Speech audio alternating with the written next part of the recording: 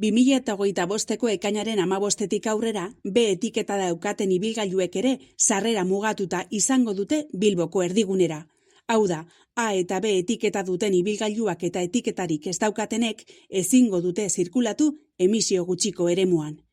Neurri horrek eragiten badizu, izan ezazu kontuan, alere ibilgailua txandakako aparkaleku batean aparkatu behar baduzu 2030ko urtarrilaren batera arte egin dezakezula.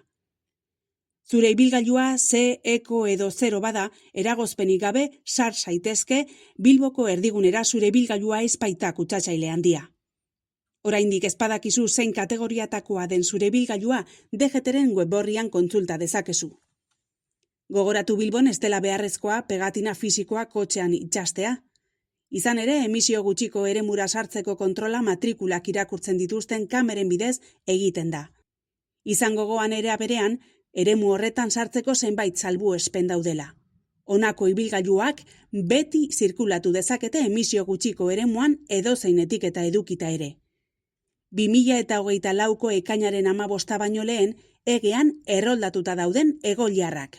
Mugikortasun urritua duten pertsonak. Larrialdietako ibilgailuak eta funtsesko zerbitzuetako ibilgailuak.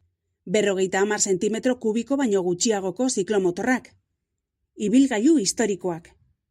A edo B motako ibilgailu bat edukiarren gutxi kutsatzen duen ibilgailu bat erosi duten pertsonak harik eta ibilgailu berria eskuratu arte.